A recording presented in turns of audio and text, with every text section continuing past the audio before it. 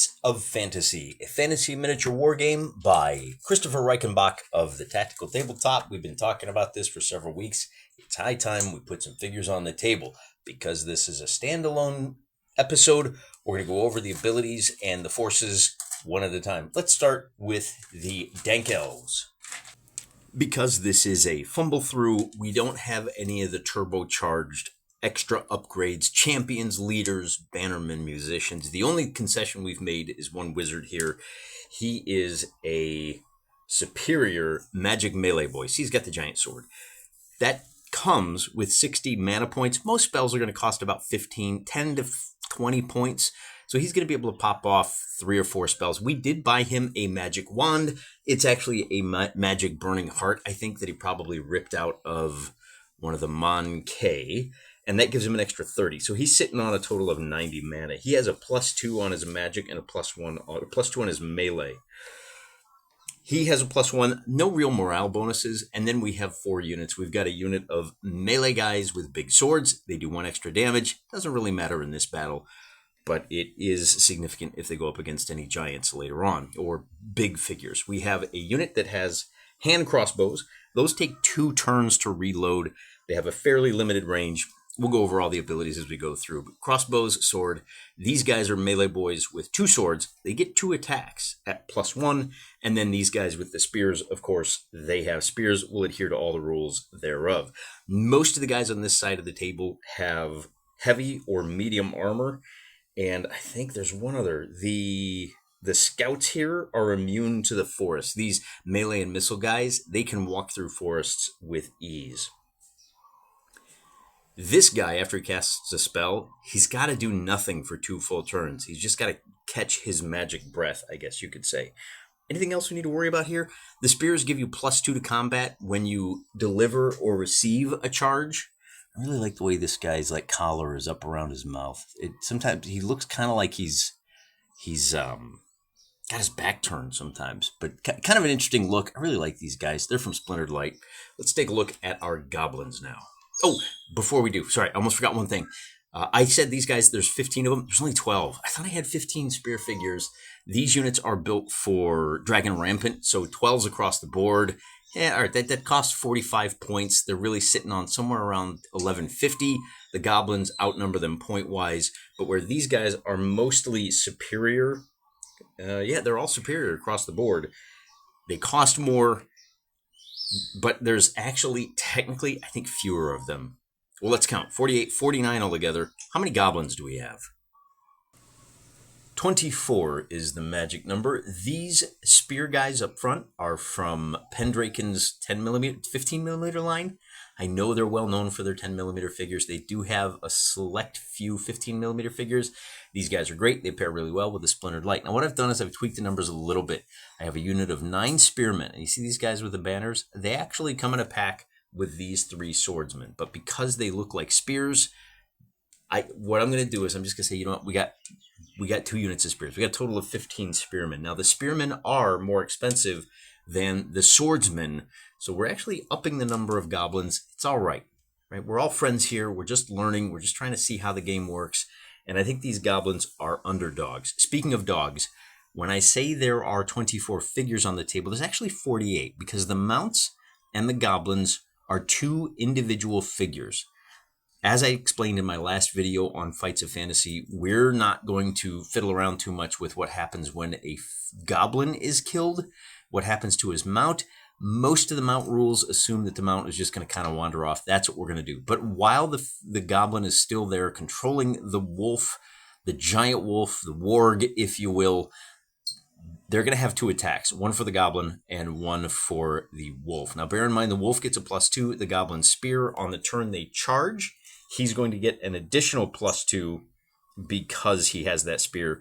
And then, of course, they can do ride-by attacks, right? If he's the last unit to go, he can close to within 1 inch of his adversary, make an attack. The adversary can't attack back. And then if he wins the initiative or he goes first on the next turn, he's going to be able to ride away before a counterattack can occur. So there may be some potential for the kind of stick and move Mongol tactics here. We also have a unit, by the way, of 6 archers over here, And they have, I went ahead and paid for the, short bow. They have a range of 24 inches. And I have no idea what that means. Do they get a +1 if they're within 12? I don't know. We'll kind of figure it out as we go. Like I said, I'm just learning. In fact, I'm not even sure how to figure out who, oh no, I do know how to figure out who goes first. Initiative is rather curious. As you saw, we had 5 units on the Dank Elf side of the table, and we've got 4 over here. I need a total of 18 numbered chits. Fortunately, a deck of cards will work just as well. Terrain follows a pretty simple format. We've got some woods over there that slow movement by half. We're not going to move any of those terrain pieces. You can't move through the trees or the rocks. They block a line of sight. But if you move through the kind of open areas, in fact, we'll call the areas between the pieces forest as well. So those slow movement by half. The swamp here also slows movement by half, does not block line of sight. The deep pond here slows movement by half, does not block line of sight, but the shrubs here, and here in the big rocks block all movement and line of sight. So a whole lot of room for those goblins to maneuver, but if the elves are cagey enough, might not be a problem. The first thing we need to do after this is roll a d20. This is going to tell us how favorable conditions are for magic. And with a roll of an 8, with a result of an 8, there's no magic roll modifier. On a particularly high or low roll, every spell can be at + or -2. Now we do deployment. Each player rolls a die. The higher player chooses which side of the table to deploy. Then each player rolls a die, and the higher player decides which player will place first, and then we just go back and forth. With a table as symmetric as this, it might not matter which side is which. I'm going to roll. The red die will be for the elves. They want to deploy up here to try to wipe out those forests. And with a 10 versus a 19, the goblins get to choose, and the goblins say, we want to be going left. Well, let's see. The goblins have a lot more space to maneuver in. They want to deploy on the south side of the battlefield. They'll give the Dank Elves that side. Then we're going to roll. And you can add little bits and pieces to this game because the goblins are very cavalry heavy. Maybe we give them a bonus because the elves have an extra unit in the form of their wizard. We cancel that out. So it's going to be a straight roll, but just something to think about when you're playing this game. The elves will have to deploy. Oh, the elves get to decide who's deploying first, and they're absolutely going to make the goblins deploy first. After a little bit of back and forth, the table looks like this. One thing I need to point out, the swordsmen over here are in open order. You can tell because I have one little figure back here off of the sabbat base. Being in open order means opponents have a -1 when they shoot at you, but you have a -1 to your morale. On the other side of the table, we are looking at, and this is the elvish left flank, by the way. So we have archers. We have the 3 swordsmen right here. And my camera's zoom isn't cooperating. We got a unit of goblin spear coming through the woods. Remember, the wolves are not immune to swamps or lakes. They still move at half speed through those. And then over on this side of the table, you've got the big unit of spears. We may need to open up into open order. And for the elves, we've got the spear guys who are in close order. We've got the elf blade dancers, if you will, the 2 attack guys. They're in open order. And then over here, we've got the last unit. These are the scouts with both a missile attack and a melee attack. And they are also, as you can see, in open order. Which brings us to the marshalling phase. We roll, and the high roller draws the first card. In this case, the goblins get the 2 of spades, and here's where the fun of the game begins. The goblins now have to declare which of their units is going to be activating on 2s. These cards are ace through 9, red and black. There's a red 2 in here that will go after the black 2. We go in the suit. Spades go before diamonds. So who do you want to move first? This is where some of the strategy comes into play. We're going to move the big unit of spears first. I'm going to drop that right over by that unit. Then the elves have to decide, oh, I got a mid-range card. Who am I comfortable waiting on? Why don't we put that on the 2 sword guys? And we go back and forth until we've exhausted just half the deck. Who do you want to go later in the turn? Remember, it goes through 9, so this is kind of midpoint. We want to get these guys. Let's go ahead and put them here. See what we draw. The elves are going to get to go second in the turn. If that black case doesn't show up, that unit gets to go first. I want to move the spear unit first, and then the goblins have the 4. We'll put this kind of delay a little bit. Now the elves are going to get to go, and we'll drop that right on our sword dancers. This card now, because this is the last card that they're drawing, has to go on that unit of spears. We have 2 cards now, the 3 of diamonds. Who do we want to move first? Let's move the scouts first. And then finally, the wizard is going to go whenever the wizard goes. On the red 2. So if we back up, take a look at the table, this is what our order is going to look like. These guys go, then these guys go, then these guys go, then these elves. So we got elves, spears, elf magic user, elf scouts, bow goblins, sword goblins, and then wrapping up is the goblins with the spears, the 6 gob unit. Not quite alternating activation.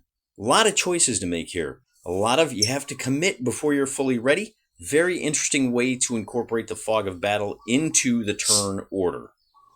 But it's a little more complicated than that, because you use those orders for each of these phases of the turn. If I have a wizard and you have a wizard, they go in the order of the cards. Of course, in our game, this first turn, the Dank Elves don't want to cast a spell, so we skip the magic phase and go right on to the movement phase.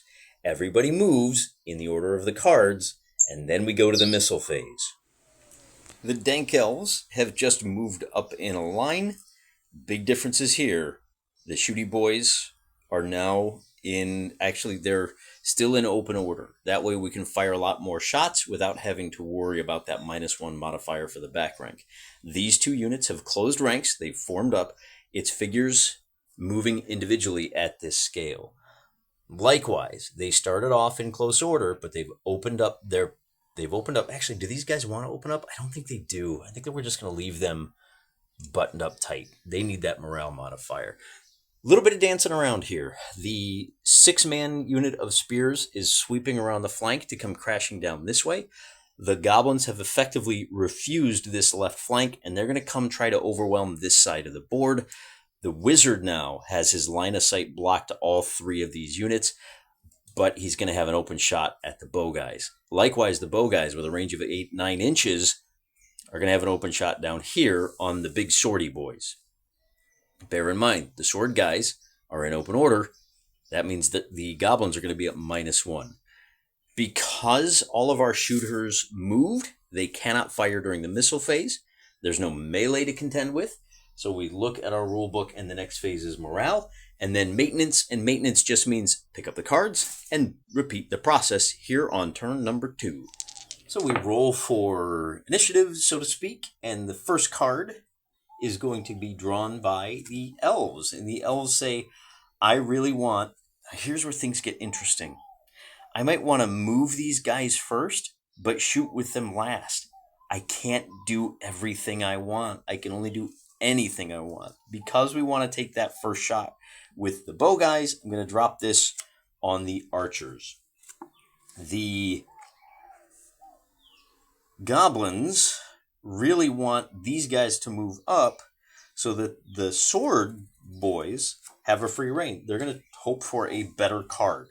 We'll put the 4 over here on the archers for them. The elves say, I'm comfortable using my wizard last. The goblins say, yeah, this is exactly what I wanted. I wanted these guys to come racing through last. The elves say, yeah, 4 is fine right there. And then 3, yep, we want to move them up. And then for the elves, we'll put the 5 here. And then moving first is going to be the smaller spear unit. And then the 5 comes over here for the elves. And now we have our turn order for each of the subsequent phases. Let's cast a spell, shall we? After all, he's the only guy that has a spell to cast. He has 90 mana. Let's see what would be good for blasting away at the goblins. Now, the first thing to be aware of is the goblins are 24 inches away. That's going to impact our mana cost. Since these are archers, we are going to cast a spell that clouds the sight of the archers. In book terms, this spell is called Hinder Missiles. Here's how it works. It's going to cost us 2 mana right out of the gate to cast this spell because our range is 24 inches away. Again, 12 inches because it's 15 millimeters. Yeah, whatever. That's going to cost us 3 points. We're targeting the entire unit. That's an additional 4 points. We're up to 9 altogether. So you can see those 90 points are going to go away pretty quick. The duration can be 1 through 4 turns. Every turn costs another mana. Let's go ahead and we're going to turbocharge this spell. We're going to take 2 turns to recover. Not going to have a whole lot of turns in this game. I want to crank the volume up to 11 on this one. We're going to make it last a full 4 turns. We're going to give these guys a -4 on their magic check. We're going to give ourselves a +4. So that, 4 turns, -4, +4, that's 12 points altogether. Tallying up the totals there, we are looking at a total of 12, 16, 22 points worth of mana. So I got to record that. And that's going to become a grand total with his +2 to casting ability and the +4 for juicing the spell. The red die is going to be at a +6. The goblins have +2 because of their armor, but they're at -4, so the blue die is going to be at -2, and otherwise it's a simple roll-off. So +6 to the red, -2 to the blue. We get a 1, we get a 10, the spell goes off. These guys are going to have -4 on all of their archery for the next 4 turns. And to indicate that, I'm going to put 4 little smoky clouds. This is for my 2mm Napoleonics whenever a unit shoots. But look, it's a sparkly, magical, cloudy spell that makes it harder for them to see. Our wizard here is going to have to spend his next 2 turns doing nothing at all at the end of each turn. And man, I think that's this turn, next turn, and the following turn. So that's why we kind of hid him back here where it's safe. Now, we spent a lot of mana points, but with 68 remaining, he can still drop 3 more of those before this game is over. Now for movement, now for ruin, ere the red sun rises. These goblins have already moved. Remember, they're doing that end around the backside of the line of scrimmage. Number 2 means these guys get to go. And they're not moving at all. They're still in open order. That could cost them later, but they're going to be able to fire off 10 shots at no penalty at this guy during the missile phase. Before we get to that, this unit gets to move next, and that's going to be a problem. We really wanted to bring these spears up because it means that this unit gets to dictate the terms of the charge. So let's see what really winds up happening. They have a total movement of 9 inches, which will bring them into contact. So we'll use that to form close ranks and charge into combat with the 2 sword guys. So it's going to look something like that. Bear in mind, these guys have a frontage of 4, so they're going to get 8 attacks when it comes time for melee. But because these spear goblins have the 3, they're going to get to attack first. Although it's not going to go all that great for them because things are going to get really complicated here. So we move them into position, and then on the other side of the table, we got a couple of 4s. We're going to deal with that separately. Let me just explain what's about to happen here. Because they're in combat, these guys aren't going to move. These guys have a tough choice to make. Instead of impacting this unit, they're going to move up 4 inches and eat the charge from these 3 sword goblins. Does that make sense? If we wheel them in and get some attacks on these goblins, then these 3 sword guys will be able to impact their flank. We're not going to do that. We're going to make this as much of a learning game as possible. We'll kind of pull them through something like that. Is that a little cheap to move it? Maybe we need to close the frontage. They're only going to be able to bring 5 guys up front, but because they're 2 ranks, they have a range. I think the guys in back will attack. Again, I'm making it up as I go along. I'll check the rules after we get into that. So now the question is, what are these guys going to do? Yeah, let's go ahead and I want to see what melee looks like. This may be tactically a very bad idea. Let's keep the cards with him so we don't forget. But we have to look at the left-hand side of the table before we get to melee. The sword guys really need to protect their leaders, so they're going to move up to right about here and force the shooters to make a difficult choice. Do they shoot this turn at -4? Or remember, they've got swords. They could charge in and see what could happen. They're not going to do that. They're going to say, I got 4 whole turns where I can't shoot. That basically takes them out of the game for 4 turns. I am inclined to say, you know what? Okay, that's fine. You don't like that? I am going to take advantage of the fact that you've got a nice parking lot over here, and I'm going to move them this way. Catch me if you can, skinny boys. Couple of things. I did that in the wrong order. Black goes first. They refuse the flank, and then these guys, the effect is the same. And then the sword guys will wind up closing up. But because they move second, they're going to maybe pursue just a little bit more like that. And I think that's good. We'll leave him like that. I gotta leave that guy off, otherwise I'll forget. And one other thing, when it comes to casting spells, however many mana you use, that's the difficulty to cast. All right. So I used 22 mana, which means I'm guaranteed to be able to get that spell off. I rolled a 10, which is less than the mana. That plus the 6 then becomes the score that the defenders need to beat with all of their modifiers. So again, because they rolled a 1, they failed. So no change, but just bear in mind, first you roll to see if you successfully cast. You try to get as high as you can get without going over the mana cost. And then you have to check to see if the defenders can shrug off the effects by rolling over the mana cost. So you really don't want to cast these low spells. If you're not dumping a lot of mana, if you're only dropping 5-6 mana into a spell, you're probably not going to work. It's not going to be successful. You're going to waste the mana. It's going to be a lot easier for these people to resist. However, at the end of the game, this is where the strategy comes in. If you've only got those 10 points, yeah, take a flyer. Go ahead and do it, right? You might as well take the chance. Because with the D20, the game is so swingy. We are now done with all of our movement, so we can do some missile fire for the first turn. I'm so excited. The hand crossbows have a range of 6 inches, which means, there's about a 1/4 inch difference here. These spear goblins did it just right. There's a little bit too much space between the figures. It's beyond 6 inches. No shots are going to be leveled. Man, all right, now I'm disappointed. But hey, what are you going to do? That's it for the missile phase. Then we move on to the melee phase. And we're going to do this. The melee attacks are in the order that the cards were dropped. So if we come over here to where the 2 attack elves are fighting the charging spears, it looks like we've got a total of, now this gets a little interesting. We got to think about this. The goblin spears have a range of 1 inch. In full scale, in 15 millimeter, these guys in the back rank can't attack, but that's okay because they don't. So normally, like these guys, we're going to give these guys the 2 ranks of attacks.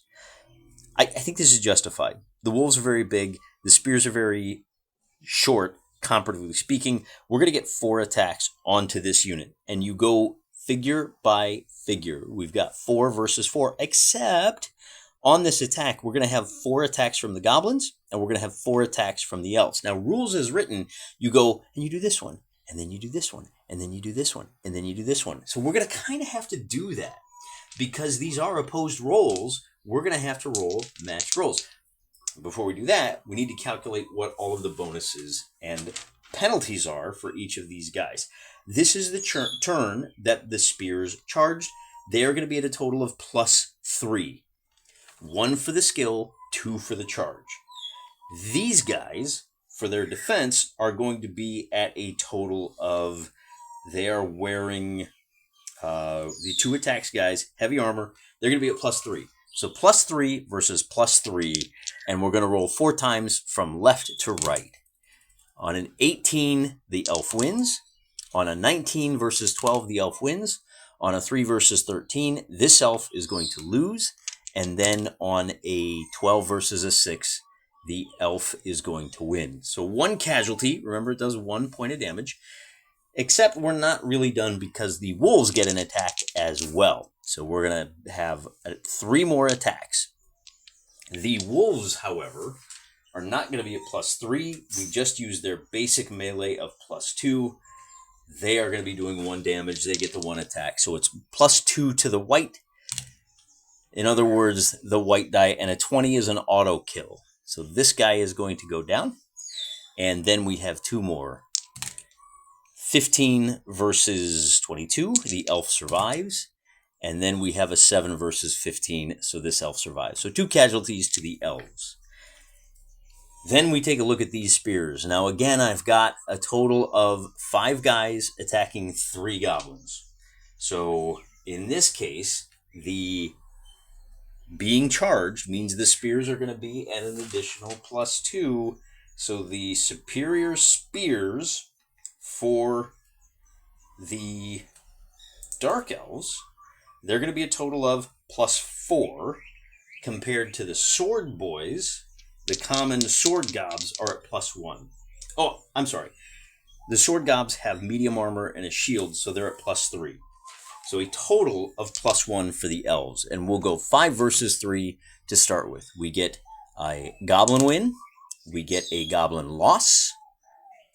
We get a goblin loss. And we get so that was 3 goblin win. And then for number 5, we get a goblin loss. So all 3 goblins are going to go down. But I am going to give them the counterattack because the wolves are still around, and the wolves counterattack before they race off because they don't have anybody with them. And I'm doing that more to see what happens and how we compare. Again, the wolves are at a +2 on their melee against armor of +2. They don't have a shield, so it's even Stevens. The elf is going to win the first, and we got 3 total attacks. The tie score goes to the defender, and then the elves go again. So the elves are really tearing it up here. They have won this combat outright. Put those out of the way because the unit has been completely eliminated. I don't know if we remove the chip from the table, from the deck of cards. Technically, this counterattack should have gone first, right? Black card goes before red. Oops. In this case, we're going to roll 2 attack dice against 1 defensive die. Is that what an extra attack means in this game? It does not. You roll against each attack separately. Do figures in the back pile in? I don't know. I don't think so. So what we're going to do is we're going to do this combat here, and then we're going to do this combat here. We've got 2 attacks versus 2 defensive rolls. And on the first one, we get a 6 versus a 6. The spear does not apply anymore. That we are looking at the goblin's defensive ability, and his defensive ability for the common spear gob, he's at +3. The guy with 2 attacks is going to be at +2. He will lose that roll off at a 6-6, but he has a second chance to win. 7v17, nothing doing. Then here, and we get a 19 versus an 8 is a success, and then we get a 7 versus 7. That's a failure, but we just needed the 1 success. We'll pull him off. Morale checks are made immediately when you lose a third of your troops. Well, not immediately. Play out all the attacks. If the defender has lost a third of his troops, he makes a morale check. If he's lost 2/3 of his groups, he makes a morale check at a penalty. These goblins obviously haven't done that. Neither have these guys. They've only lost 2. We needed to lose 4 before that became a factor. So no morale checks during the melee. However, we do have a morale phase that follows the missile phase. And that is used to try to rally troops who have already failed a morale check, which we don't have any of on the table. So we can go back into the maintenance phase where we clean up all of the mess. We will remove, well, wait a minute. This is the turn on which they got hit with the spell. Do we pull these off now? Yes, we do. In the maintenance phase, change status markers for morale, magic, ready to fire status, reloading. Players remove casualties, collect marshalling tiles, and return them to their container. So this is where we remove one of these status markers and one of these status markers, which makes sense because they spent 1 turn, because magic happens so early in the game. This guy couldn't move. He couldn't fight, or else he would have to take another 2 turns. These guys couldn't shoot. They're going to have to go through 2 more phases where they can't shoot before they lose that whopping -4 penalty. We'll take our 7s, and we will roll to see who draws the first card. I have not taken any cards out of the deck, even though we lost a full unit on that side. The goblins are only going to get 3 draws, and with the 7, they're going to draw a second. So they have a lot. Just losing a unit gives them less flexibility with respect to using these. Who do we want to go last? I'm happy moving him last. He's just hiding out for now.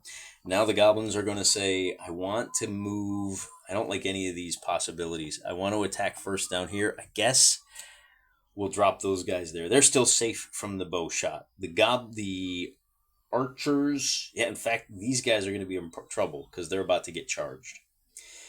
Do we want to move before or after them? We can run away. That may be an option. Let's put the 9 over here. The sword guys are in hot pursuit, but they can afford to go later. The goblins are happy putting this here. We really want an earlier card. We're going to try to hit them with multiple attacks. And then the last card will be a 7 on these spear guys. Oh, wait, no, that 7 goes right here. That's a bad draw for the goblins. And then a 4. They're going to have to take a serious beating. Magic phase, nothing doing. He is sleepy time spellcaster. Movement phase, don't want to move. Who's going to move? Oh, I forgot to drop one more card here. We did have an option here. We have a 4. We're going to drop the 4 down here on these shooty, scouty boys. We're going to try to back them off 4 inches. We're just going to back them off 4 inches, put them out of the charge range of these guys, make them close the distance, make them guess how far they need to charge up. But we don't have a lot of table left, so that's maybe a bit of a dangerous game. As far as movement is concerned, are we going to trust these guys? I think we do want to cut off the goblins at the pass. The first unit that's going to move is going to actually be these archers will fall back. These archers will move. These spear guys are going to move up about 4 inches. Because they're wheeling, I'm just going to bring them up a little something like this. Hey, surprise! Probably something like that. Now what are you going to do, guys, huh? The archers will drift back. Remember, they're going to drift back 3 inches, which puts them right at the edge of the table. It's going to be very awkward for me, but I'm a big boy. I think I can handle it. And we'll wheel them around, leaving the... right there. So that's where they are. And we've just declared we're pulling them back 3.5 inches as far as they can get without charging off, without running completely off the table. And then these guys will, of course, follow up the full 9 inches. They're going to be just shy. And just for representative sakes, just for keeping them all on the camera, we'll bring them up to here, leaving them because they know they're going to get shot at. We're going to leave them in open order. I guess I got to tuck that 4 right in there. See, there we go. Okay. And that's it for the movement. So we can do the shooting now. Because we are so close, we can bring our camera in. Let's get that. I wonder if we get some lighting. We get shed a little light on the subject. There, I think that'll work right there. So we have 5 guys in the front row that are going to be taking shots. And those 5 guys shooting their shot are superior. So they're going to be at +2 with their hand crossbows. Now they'll need 2 turns to reload. They're going up against spear goblins, who are also at +2. So we're going to have to roll a whole bunch of match pairs. Firing at the 2 in front until they are gone, and it's just going to be even rolls. +2, +2. Remember, a 1 is always a miss, a 20 is always a hit. So there's our first hit. Firing at the other guy in the front row. We get a 4 versus a 6. That's nothing. We get a 10 versus a 9. There you go. But I guess maybe we need... So that's 2 hits against this guy. We're just going to take him off. Well, no, we need to leave him on. That may be important later. Rolling for shot number 3. 4 is a hit, and 5 is going to be a 19 versus a 4. So we've eliminated 2 of these figures. And that's our 33%. That means we have to do some morale checks.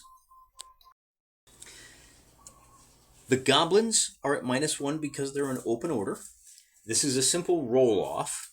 No penalties for casualties due to excessive, or no loss of morale due to excessive casualties, just a straight roll-off. We get a 19 versus a 15. That means by failing, these goblins are going to have a degraded morale status. They were at disciplined, now they are distressed. That means they have to halt in place and or remain stationary. By the way, I found another section in the rules. The elves could have taken the charge and fired with a +2, but then they couldn't fight in melee on subsequent turn. We like this better. Actually, now that I think about it, that's what would have had to happen. Because they moved this turn, they can't shoot. So, because it's a fumble through, we're going to fix that. That shot we're still in the movement phase. They elected to stand and shoot. So they elected to stand and shoot. The degraded morale means that the goblins, so what we'll do is we'll push everybody back. So a little bit of a retcon here to get it right. 2 casualties, and the table's going to wind up looking like this. Now, the other thing is, when you have a melee where you cause more wounds than your opponent, you have to make that morale check. That's not the case over here. We did 2 wounds on either side because it's a tie. I don't think we need to make that morale check yet. So I did it right over here.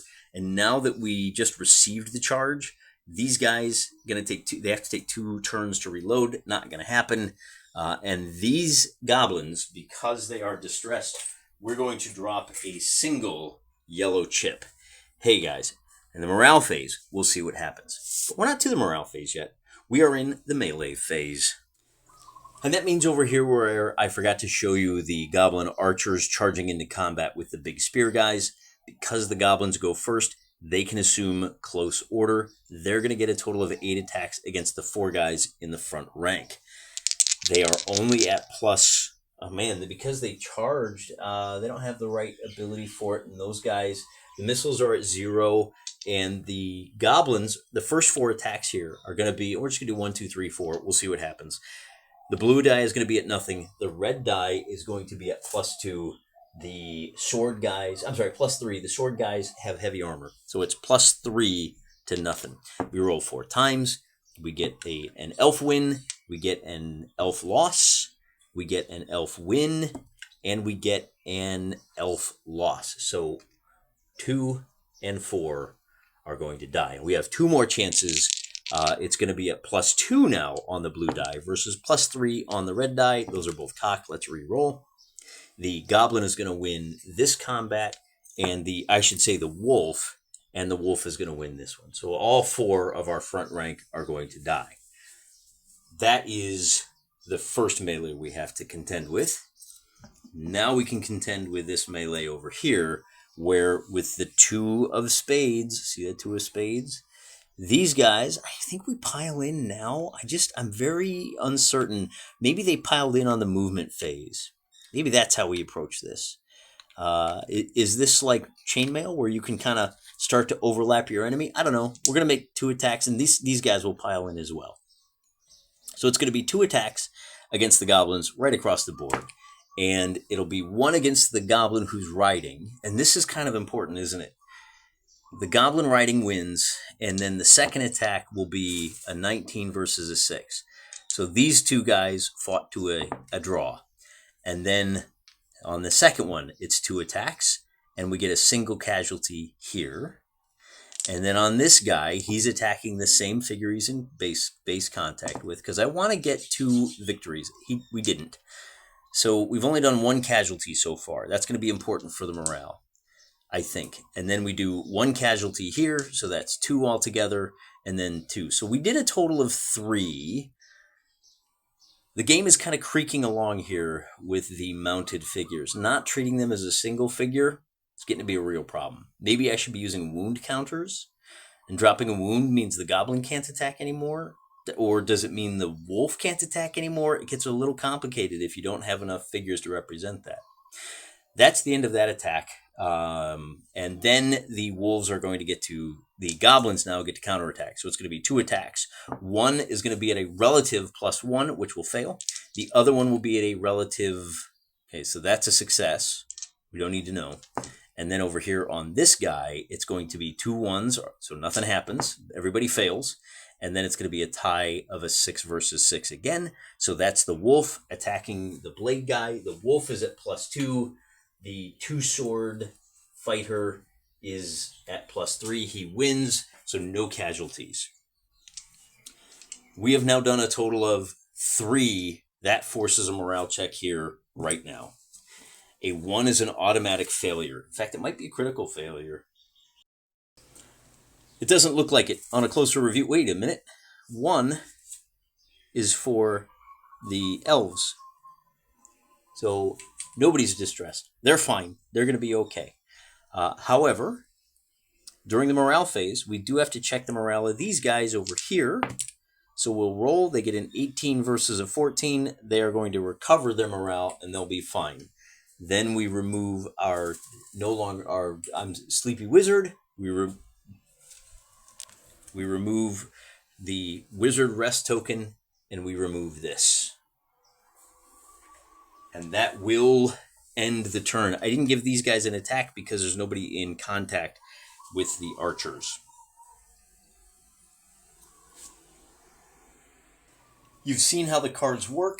I've already rolled. The elves got to go first, as you can see from the 7 versus the 4, and they got a fairly favorable outlook here. The spear guys get to go first. They're going to be able to make contact and attack this larger unit of spear goblins first. More importantly, on the magic phase, we are further than 12 inches away.